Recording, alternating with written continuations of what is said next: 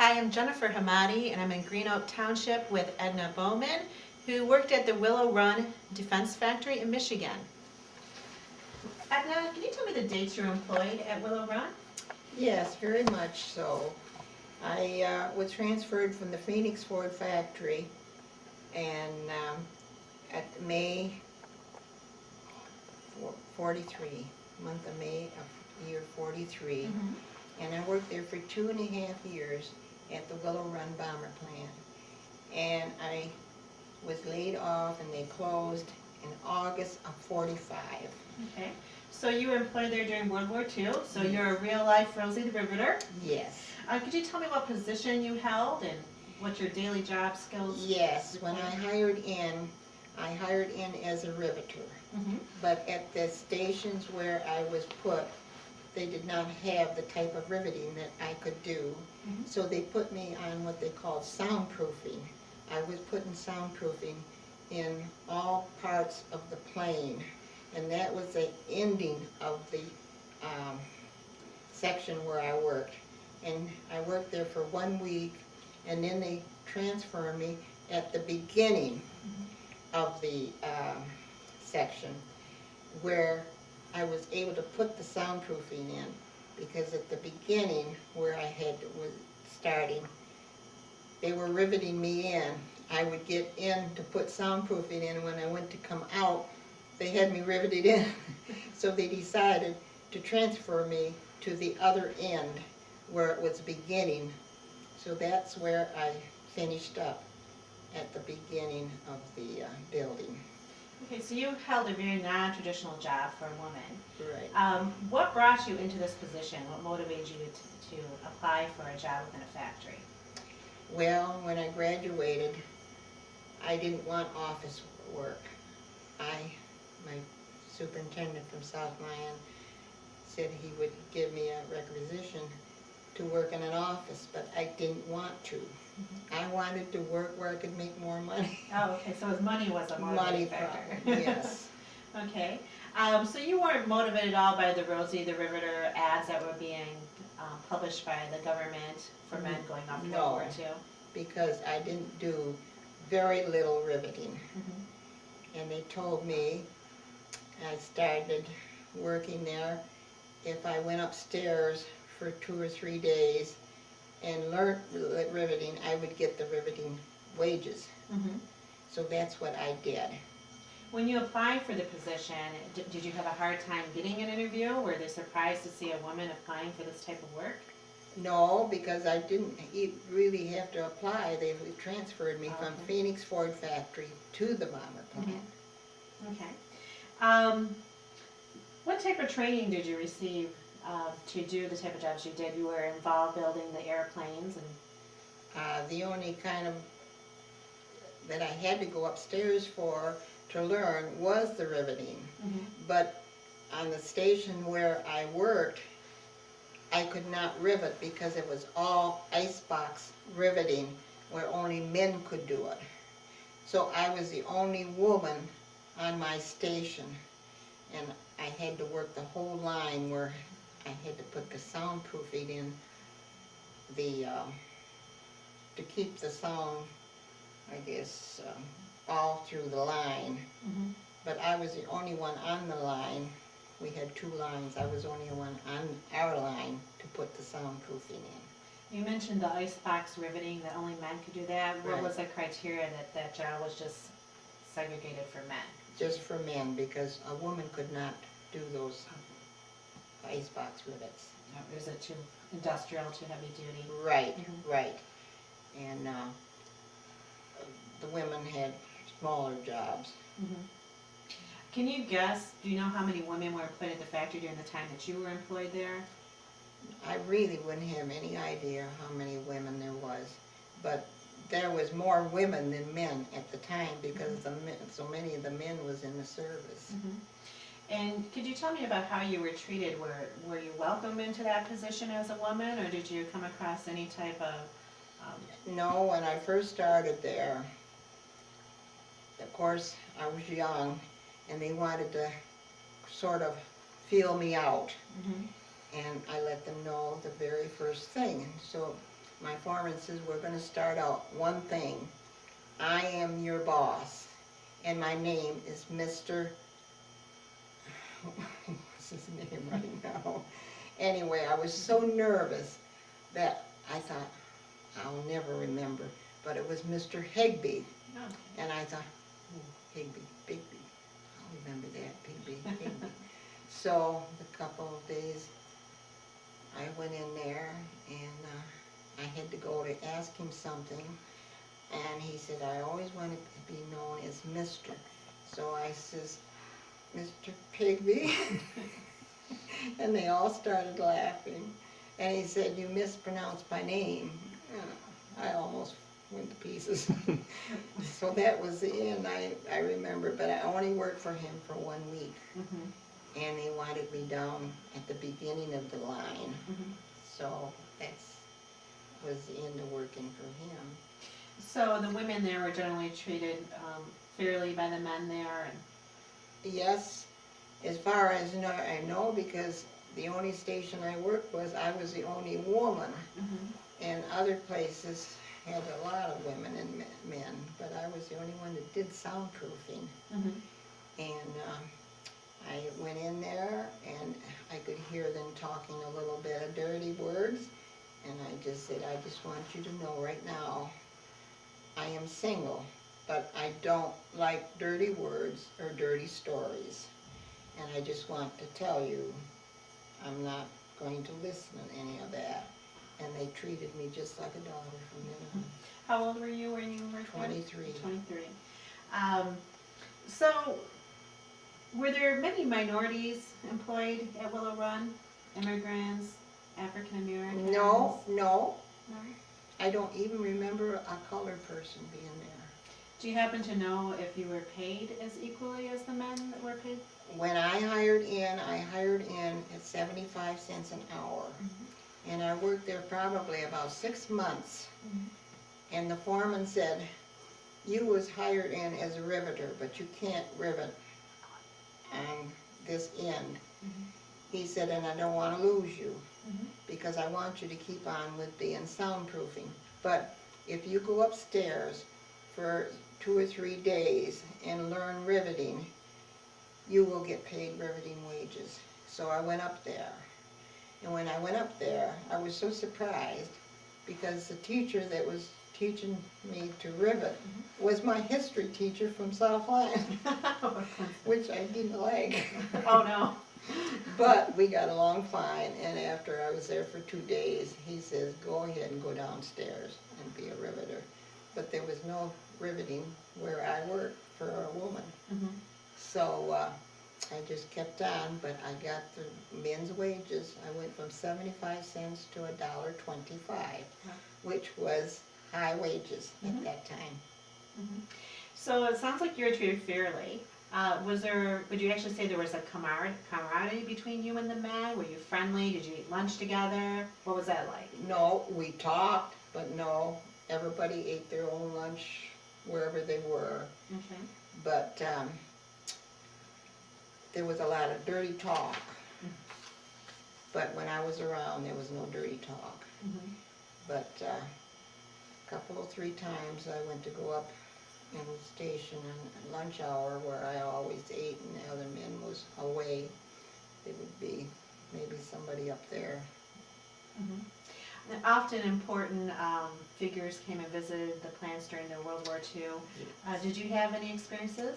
Yes, I was right there with President Roosevelt and his wife Eleanor was coming through. Mm-hmm. And they was probably maybe about 5 or 6 feet from me. Wow. And it was very exciting. Mm-hmm. And Eleanor Roosevelt, I always thought in pictures, she was very homely. She was very nice looking. Mm-hmm. I was very surprised. Mm-hmm. But we could not go close or anything. They just went through with their little cart with protection all around them. Mm-hmm. Any other experiences or people that came through? Then this Eddie Riggenbauer, Mm-hmm. he came through. He was the head one in government somehow or other. World War I flying ace, Yeah, and and so he just happened to come right by the window where I was standing and wrote his name right below me. Uh-huh. And that was kind of exciting, although I didn't know anything about him, but I learned more later on that he was a very important person. Often Rosie the Riveter commercials would show women after a day of working in the plant as freshly showered and in high heels and ready to go out and spend their money. How does that resemble your experience? No, they weren't. We all had to wear certain uniforms, which they furnished. And they were blue, and they had ties at your legs, so you had to tie them around so you couldn't get caught on anything. But that was all there was to it. And they did the laundry. You didn't have to launder them yourself. You had enough to take home with you to keep it putting back and forth. During the time that you were employed there, did you meet anybody, get married? Did it change your lifestyle in any way while you were there? Or? No, not really. No. When you were hired in at Willow Run, were you ever told that your position would only be temporary, that it was only during the war that you would be employed there? No, nothing was said. When I was transferred there, they hired me, and nothing was said. And I was one of the last ones to be laid off. Do you remember the year? Station. And I was laid off in August of '45. Okay. So it probably was after the war had ended. 2.5 years I worked there. And because I was the only one doing soundproofing on the whole line, I was the only one that wasn't laid off at that time. I worked a whole week longer than the rest did because I had to do the soundproofing wherever some of the plane needed some repair work. So I worked one whole week longer than anybody on my line. Do you remember some of the Rosie the Riveter ads encouraging women after the war to give up their jobs for men? Did you remember any of that, or did that affect you at all? No. So when you were laid off, how was that announced to you? Well, we all knew that the end of the war was coming, and we knew that they wasn't going to be working very much longer. So we really didn't know anything until maybe about a month before they began laying off. And what did you do after you were laid off? After I was laid off, I had just been married about 4 months, and so I didn't put in for another job for a while. I stayed home, drawed my Social Security unemployment, and so my husband said, I don't want you working. So I stayed home for about 1.5 years, and I got so tired of staying at home. So I told him I wanted to keep the car home and go to visit my sister. And while I went down to visit my sister, she was all dressed up, ready to go to Detroit to put an application into Burroughs Corporation. I said, oh, I had my blue jeans on, she was all dressed up. So I went down with her. And so she went in first to see about a job, and she came out and she said, no, they won't hire me, I don't weigh enough, I only weigh 110.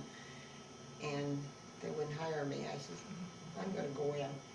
I said, Ed doesn't want me to work, but I'm going to go in anyway and just see. So I went to the window and I told them that I had been working at the Bauman plant, and I had did riveting. And he said, well, we don't have that kind of work. But he said, just a minute, I want to go back and check. And he came back and he said, I have an opening at Burroughs Corporation at Plymouth for you at stuffing cushions. And I said, well, I've never done that, but I'll try. He said, you're hired Monday morning. Excellent. So you continued working, throughout Yes. So I worked at Burroughs until I became pregnant, which was 3 years after I was married.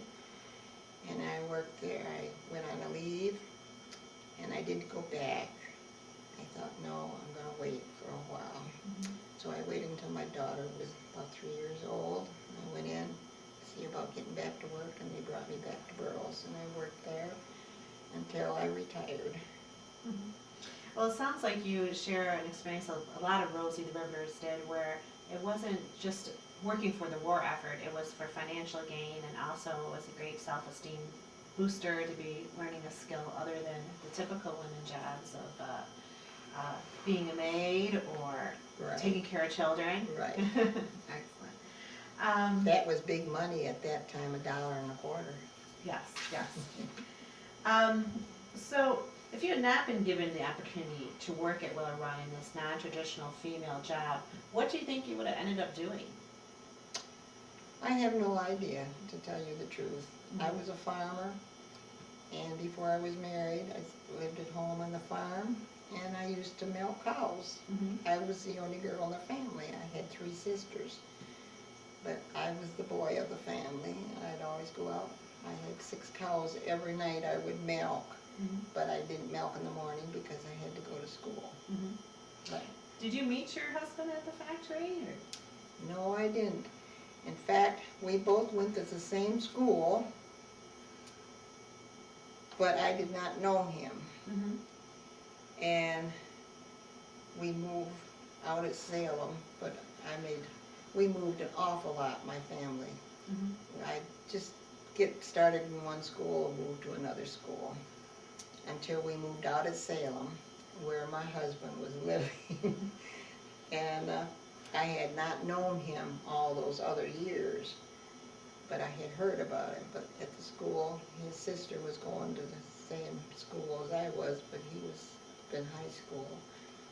And so they had dances once a month, the school did, Mm-hmm. PDA dances, and I met him at the dance. Okay. And we got more acquainted. And I went with him for 6 years, off and on. We'd break up and I'd go with somebody else. He would too. And so after 6 years, finally he decided I was the one. Was it discouraged at the Willow Run for the female and male workers to date, or did Well, it happen often, do you know? Or? I have no idea. I'd go with anybody. Mm-hmm. There was one young boy that came and ate lunch with me for a 3 times, but I wasn't interested in him at all. I mean, he was called in service soon after that. But it was all older men. Mm-hmm. But Well, it sounds like you had a really positive experience there. Is there any particular thing that you can recall, and as far as training or circumstances there that stick Well, with you? there was one that I'll never forget. As I say, the men were very, very good. But they brought a girl to come and help me one day, and she was from the South, and very much from the South, so it was hard to understand her. And she had to show me some jobs that she was used to doing, some small riveting, and I didn't have to do it, but I showed her how to soundproof, and she helped me, and I helped her as much as I could. Well, she told me I had to go to the crib, and it was intercostals, the right and left intercostals. Well, I thought she said the right and left intercourses. Didn't know any different. I went to the crib, and that's what I asked, and the men just had a ball. And I went back to the station, and everybody knew all about it. And I was very, very upset. They were mean about it, right? They're just teasing you. Yeah, oh yeah. They thought that was really funny, but I didn't. I said, don't bring her on the station again. A lot of times the factories would publish newsletters or around, talking about what's going on in the factory. Did Willow Run had anything like that? Or? No. No? There was only one law that they passed. We could not go to the main cafeteria. They had wagons with food for lunchtime. And if we ever got caught to the main cafeteria, we'd get fired. What, you mean women weren't allowed to, or just Nobody your side? was. Oh, okay. Nobody, unless you was a foreman or something. That was Okay. just for office, Oh, I see, more or less. administration. Other than that, we had to go to the wagon and get our lunches Mhm. and get what we wanted. But a couple of times, 3 or 4 of us would sneak out and the foreman knew he was gone. He said, as long as you don't get caught, but we had a way of getting around. We'd get up there in the cafeteria and oh, they had beautiful food, you know, that was a treat. But we never did get caught, but we did go once in a while. Were there any other rules or regulations that you thought were unfair or maybe should be changed? No, everything seemed very, very good. Makes sense? Mm-hmm. Good. Well, I want to thank you for sharing your experience as a Rosie the Riveter. You helped pave the way for future women like myself to be in non-traditional female jobs. Thank you, Edna Bauman. Thank you. This one, we went on afternoons, we went out to get the car. They had broke into the car and left all their dirty work in the front seat. Yeah, that's what I mean, it was terrible. Mhm. You never knew what you'd gonna run into. Wow. For the 1940s. I got broke in a lot, I'll tell you. Did you really? But I really, you know, if you put your foot down and let them know what you were Uh-huh. and what you wasn't, it was very, very good. Good. That's good. Mally, come here. So would you say there was a, you know, Melanie. as far as women, over 20 women employed there? 50 or more? There was, a lot of them that was employed there, but not too many women where I worked. Most of them worked in smaller wrong with the parts camera? at the beginning I was trying to get of the closer. I lines, forgot what to do. where I was at the final assembly, they called it. This way? So, and we never was able to go down through there, we wasn't supposed to go down through there. And the first time that I Melanie, ever come here. knew what it looked like down there was when they had open house Melanie. once, and I brought my husband through to show him what it was like, and I could see the other parts, but I So you didn't never, get to socialize with them? no, Oh, that's no. right. There was 2 girls worked at a station before me, and it was so funny because we got acquainted, and when I went to the Bauman, with the different. girls, Okay. I worked with them there. So, yeah, well, that's a good sign that they enjoyed that Mel. experience, so they went and seeked out the same thing. Here we go. Yeah, But and after they closed, Yeah, here. Look what I have. automobile I got your factory mom. went in there for a What I while. have, come on. But it was a big place to work, huge place. But you didn't see very many young men, but a lot of women. A lot of women worked there. When women left these jobs, was it to have families particularly? Well, most of them that was laid off when I was laid off was older women. There wasn't too many of my age that worked there. A lot of the wives, the husbands was called into service and then they came to work. By the way, I did